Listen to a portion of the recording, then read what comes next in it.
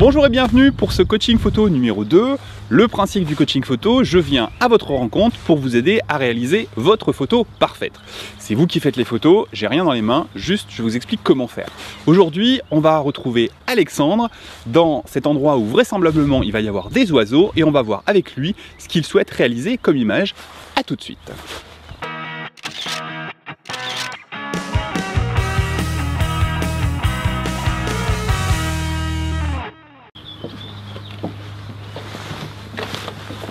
Bonjour Alexandre. Salut Jérôme. Tu vas bien? Et toi? Ouais, ça va. Bon, alors tu m'as demandé de venir aujourd'hui, c'est pour faire quel type de photo? Il va y avoir des oiseaux? Normalement il devrait en avoir. Donc là on est dans une rosière où il y a pas mal d'oiseaux, où c'est un milieu naturel. Donc on n'est pas dérangé par les gens aujourd'hui vu la chaleur. Mais on devrait croiser pas mal d'oiseaux. Donc ce qui va nous intéresser au plus haut point, comment dire. Et c'est quoi les... Qu'est-ce que tu veux faire exactement comme type d'image? Parce que des photos d'oiseaux tu sais faire il me semble. Oui, mais là spécifiquement ce sera plus des oiseaux en vol. Parce que comment dire, quand ils sont statiques ça va bien. Mais quand ils sont en vol avec la rapidité des oiseaux, du coup c'est plus compliqué pour les avoir comme il faut. Ok, donc t'as pris quoi comme matériel pour faire ces images? Alors au niveau du boîtier j'ai pris un EOS 800D de chez Canon. Et après, au niveau de l'objectif, j'ai pris un 100-400 de chez Canon pour pouvoir me rapprocher au plus près des oiseaux pendant les photos. Ton boîtier, c'est pas un plein format du coup, c'est un APS-C. Non, c'est un APS-C, oui. D'accord, donc ton 100-400 mm avec le capteur de l'APS-C, ça nous donne un quoi? Ça devrait nous donner un 160-640. Ah oui, ça fait une belle bête quand même. Hein. Si mes calculs sont bons. Oui, tes calculs sont bons. Bon, et bah écoute, est-ce qu'on peut voir ensemble ce que tu utilises comme réglage de départ pour faire ces photos? Bien sûr. Alors vas-y, montre-moi. Donc d'abord sur l'objectif, je me suis mis en 3 mètres infini pour l'autofocus. Parce que généralement ils sont pas à 90 cm les oiseaux. Après je me suis mis en mode automatique pour l'autofocus parce qu'en manuel je serais pas assez rapide. Le stabilisateur, vu le froid et vu mon tremblement, vaut mieux que je le laisse. D'accord. Et après le stabilisateur mode, on a 3 modes. Je l'ai mis sur le 1 parce que c'est le mode où je peux bouger dans tous les sens et que ça stabilisera. D'accord, tu as un mode qui stabilise vertical, un mode qui stabilise horizontal et un mode qui stabilise dans les deux sens. C'est ça. Et là tu as mis qui stabilise dans les deux sens. Qui stabilise dans les deux sens. Parfait. Et sur le boîtier du coup? Au niveau du boîtier, du coup je me suis mis en mode P pour la rapidité des réglages. En ISO 800. Pourquoi 800? Parce que du coup il faisait pas mal de lumière. Et après du coup en rafale pour pouvoir avoir le maximum de prise sur l'oiseau quand il passe. Compris. Bon bah écoute, on va aller faire quelques images. Donc là il nous faut des oiseaux non pas statiques mais en plein vol, donc on va essayer d'avancer un petit peu pour voir où est-ce qu'on peut trouver des oiseaux qui... Si on regarde un peu plus, il y en a pas mal qui arrivent à passer devant. Bon, après il faut trouver le bon moment. Là par exemple il y en a un qui arrive. Donc on va attendre qu'il se rapproche un peu au niveau de la surface de l'eau. Hop, là il y en avait 2. Tu veux qu'on reste ici et qu'on attende un peu ou tu veux qu'on essaie de bouger? Non mais tu regardes, il y en a pas mal qui jouent avec... Il y a quoi comme oiseau là? C'est une très très bonne question. J'ai pas assez de connaissances pour ces oiseaux là. Après je sais reconnaître les canards, mais les oiseaux comme ça non. Après on pourra toujours faire une recherche avec la photo.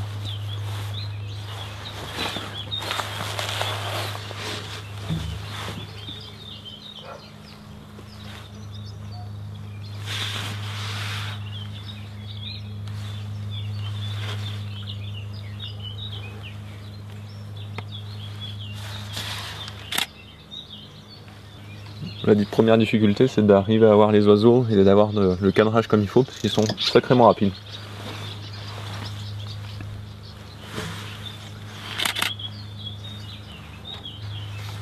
Ah, il y a des canards là.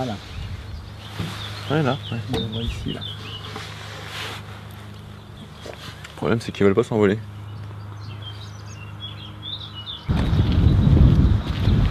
Bon, on n'a pas le soleil aujourd'hui. Non. On peut même dire qu'on se les gèle. Ouais.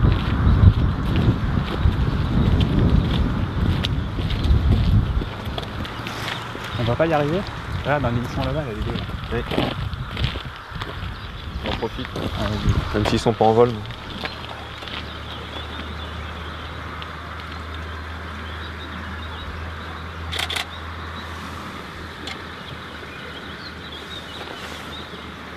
Ça te donne quoi là en vitesse sur quand tu. T'es quelle valeur d'ouverture de diaphragme et de vitesse? Je suis à 165,6. 1 160e de seconde à f5.6. Ouais. F5.6 c'est l'ouverture maximale quand t'es zoomé au taquet. Oui. Je suis au maximum de l'appareil. Et toujours en 800 ISO? Toujours. Toujours. Bon, après ça nous donne... C'est pas trop mal. Hein. Enfin, quand c'est pas en plein vol c'est bon. Et regarde, du coup avec le bout de pain là il y a un corbeau qui vient d'arriver. Donc on va pouvoir le prendre en photo.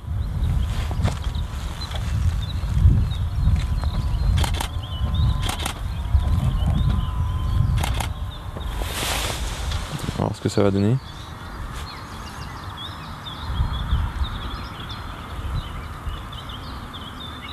Ça donne quoi? Bah, ça donne un bel oiseau bien flou. Ouais, effectivement. Bon, on va aller revoir les réglages tous ensemble. On va se poser à l'abri. Et puis on va essayer de voir un peu ce qu'on peut faire au niveau des réglages. Maintenant, on va voir les réglages que tu as utilisés pour ces photos. Donc, tu étais en programme P. Ça. Pourquoi tu t'es mis en programme P? Pour que ça fasse l'autofocus et la mise au point le plus rapidement possible. Alors, indépendamment du programme, l'autofocus et la mise au point se fera de la même manière en programme priorité vitesse, priorité ouverture, en mode manuel ou en programme P. L'autofocus et la mise au point, enfin, ça se fera aussi vite en fait. Tu n'auras pas de différence à ce niveau-là. Donc, c'est pas une nécessité de passer par le programme P pour pouvoir faire la mise au point plus rapidement. Donc ici, tu es avec un autofocus statique, c'est-à-dire qui bloque la mise au point à une certaine distance. Tu peux passer sur un autofocus dynamique, c'est-à-dire qui va accrocher le sujet et ensuite qui va le suivre dans ses déplacements si la distance varie. Donc sur ton boîtier, donc c'est un Canon, donc c'est one shot, l'autofocus statique, et tu vas passer sur de l'iServo pour de l'autofocus dynamique. Sur un Nikon, tu pourrais basculer en AF-S, donc AF single, et à AF-C continu, où il va suivre le sujet également. Donc c'est possible sur tous les boîtiers. Hein. Donc là, on peut se mettre effectivement en iServo si on veut suivre le sujet dans ses déplacements. Ensuite, sur ton image, l'image que tu as faite là, du corbeau avec son petit bout de pain, elle est floue parce que ta vitesse est trop basse. Tu as une vitesse de 1 160e de seconde.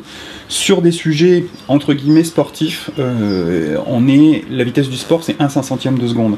Là on est sur de l'oiseau en plein vol, ça dépote plus qu'un sportif qui court. Donc il faudrait monter si possible autour du millième. Alors si possible parce que vu la météo qu'il y a aujourd'hui, on n'a pas de lumière et si on n'a pas de lumière ça devient difficile d'avoir des vitesses assez rapides. Donc ce que tu as fait c'est que tu étais avec une ouverture maximale de f5.6 et c'est très bien parce que à la limite plus tu vas ouvrir ton diaphragme, plus tu vas faire rentrer de lumière, plus tu pourras avoir une vitesse rapide. Ça, c'est le premier point. Le deuxième, c'est que plus tu ouvres ton diaphragme, ça c'est toujours le principe ZOF plus, ZOF moins, plus tu zoomes, ce qui est le cas avec ton 400 mm, plus tu ouvres, ce qui est le cas en ouvrant à 5-6 au maximum, plus ton arrière-plan sera flou, ce qui va permettre de détacher ton sujet. Alors quand on parle de flou, on veut bien un flou de profondeur de champ, c'est-à-dire le flou d'arrière-plan, et non pas le flou de bouger du sujet. Le flou de bouger, c'est plus lié à la vitesse qui est très très basse. Enfin, très basse, pour le sujet que tu photographies. Vu la météo aujourd'hui, si tu photographies un sujet, par exemple un randonneur, un 160e suffirait, et donc ton 800 ISO serait bon. Sauf que là, on photographie un sujet qui va très très vite. Du coup, il va falloir pousser, je dirais, anormalement les ISO. Donc en montant, si tu montes en 1600 ISO, tu vas passer de 1 160e à un 320e de seconde, et si tu passes en 3200 ISO, tu passes d'un 320e à un 640e de seconde. C'est pas forcément encore tout à fait suffisant, mais en tout cas, on va quand même figer beaucoup plus le mouvement. Donc après, ça va dépendre des ambiances lumineuses. Là aussi, je reviens sur le programme maintenant. Tu as utilisé un programme P. Le programme P c'est bien parce que c'est pas un mode tout auto, c'est-à-dire que là il va afficher, il va automatiquement ajuster le couple vitesse-diaphragme, et avec la molette qui est à l'avant de ton appareil photo, tu peux choisir de décaler ton couple vitesse-diaphragme.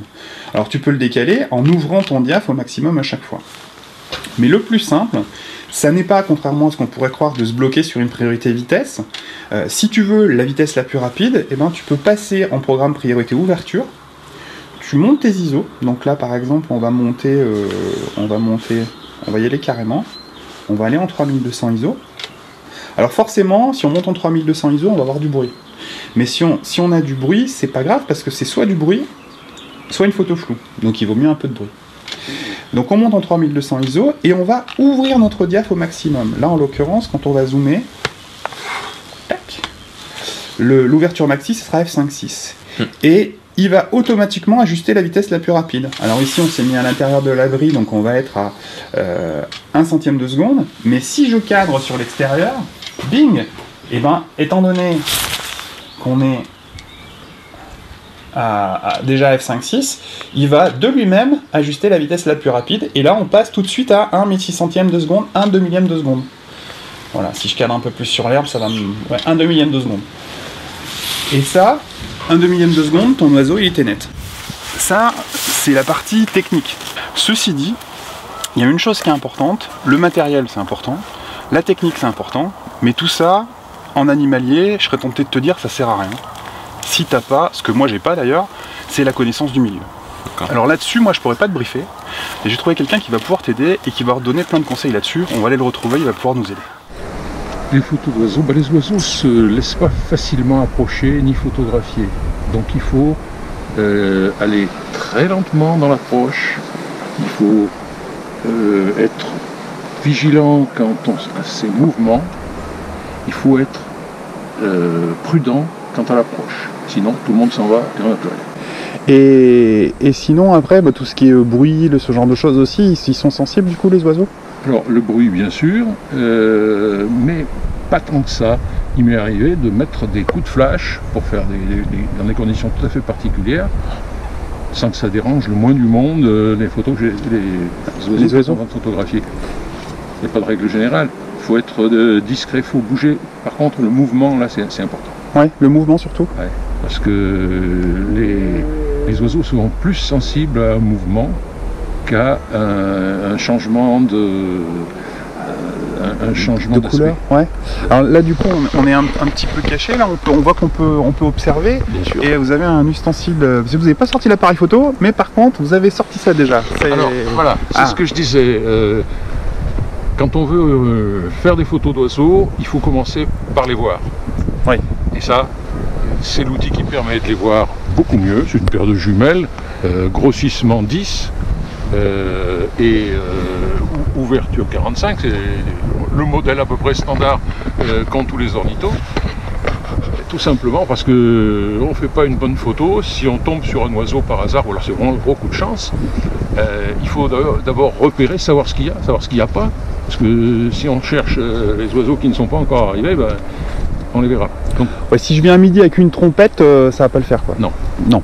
Et là, en fait, là c'est l'observation dont vous parlez, mais la connaissance en fait et la documentation peut-être aussi. Alors la documentation, bien sûr, et il faut toujours avoir à portée de main ou dans le sac à dos un petit memento. Il en existe plusieurs qui se font concurrence, qui sont tous aussi bons les uns que les autres, chacun dans son domaine. Une fois qu'on s'est documenté, une fois qu'on sait à peu près comment aller photographier les oiseaux, quelles sont les règles à respecter pour les observer, mais sans les déranger? Parce que ça, c'est important quand même. Alors, les oiseaux, comme tous les animaux sauvages, ont une distance de fuite qui est variable selon les individus. Le petit rouge-gorge qui est en train de picorer les vers de terre que je viens de bêcher dans mon jardin, il peut s'approcher à 2,50 m et il n'en est pas incommodé. Mais par contre, si les corneilles qui sont dans le champ, si je fais mine de sortir avec un engin long et noir, genre pied photo ou fusil, à 200 mètres, vous les verrez partir à tire d'aile en groupe. Ah, ils feront pas la différence entre un fusil et un pied photo, et du coup ils partiront. Ouais. Et quelle incidence ça peut avoir justement de trop... Enfin, parce qu'on va dire un oiseau qui s'envole, c'est pas dramatique, mais ça peut avoir quand même des incidences. Le problème, c'est, il y en a deux. Première incidence, si par exemple le long de ces berges, on laisse les promeneurs divaguer, eh bien, il y a des oiseaux qui nichent à même le sol. Et comme ils ne les verront pas, ils risquent tout simplement de détruire une nichée ou de faire fuir les oiseaux qui ne reviendront jamais.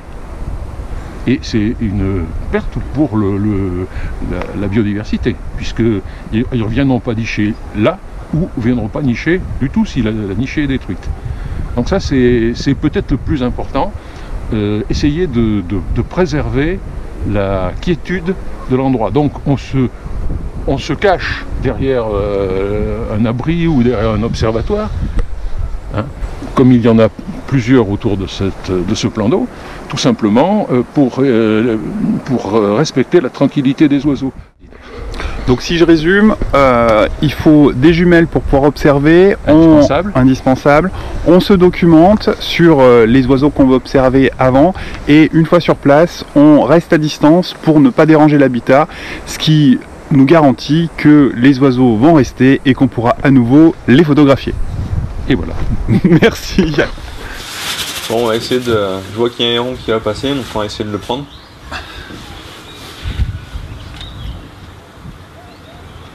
Et pas un peu loin? Non, avec le zoom, ça devrait le faire.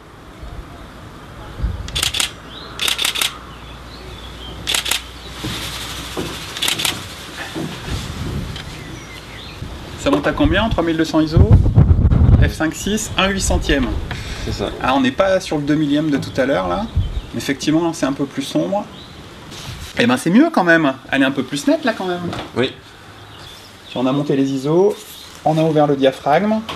Et comme on est en priorité ouverture, l'appareil nous cale automatiquement la vitesse la plus rapide possible. Alors il ne faut pas qu'il y ait de contre-jour ou d'arrière-plan très très sombre, mais ça nous permet d'avoir une vitesse non plus d'un 160e mais d'un 800e de seconde. Et notre héron en plein vol, il est figé. C'est ça. Donc là c'est beaucoup mieux, on trouve bien les couleurs du héron. Et on trouve bien sa netteté. Bravo Alexandre. Bah merci pour les conseils. On a terminé une prise de vue. Est-ce que ça a permis d'améliorer les photos, ou en tout cas est-ce que tu as pu trouver ce que tu cherchais? Bah ça m'a permis de améliorer les photos, et pour les prochaines photos, quand il fera un peu plus clair et un peu plus de soleil, de prendre des belles photos d'oiseaux en plein vol. Et oui, parce que là, dès qu'il va faire un peu beau, tu auras plus de lumière, tu vas pouvoir baisser tes ISO, et du coup déjà la lumière sera globalement un petit peu plus sympa qu'aujourd'hui où c'est un peu terne, mais si tu vas pouvoir soit baisser tes ISO, soit les laisser relativement élevés et avoir une vitesse qui va être plus rapide. Donc là on était en 3200 ISO et on était en 800e de seconde. Effectivement avec un peu de soleil, tu vas tout de suite pouvoir baisser un peu tes ISO et avoir une meilleure qualité, tu vas moins perdre avec du bruit. C'est ça. Maintenant, il ne reste plus qu'à expérimenter. À expérimenter, à continuer à bosser. Donc pour pouvoir continuer à bosser, je t'offre ma formation complète. Donc les 6 formations, il y en aura bientôt 7. La 7e est en préparation. Donc maîtriser l'appareil photo 1 et 2, je pense que pour toi c'est déjà bien avancé. Il y en a donc la prochaine qui va bientôt paraître, ça va être, on va appeler ça sortir du mode auto, mais ça va être surtout sur la méthodologie de prise de vue. Il y a également la formation sur Lightroom, maîtriser l'exposition, maîtriser le cadrage et la photographie au flash.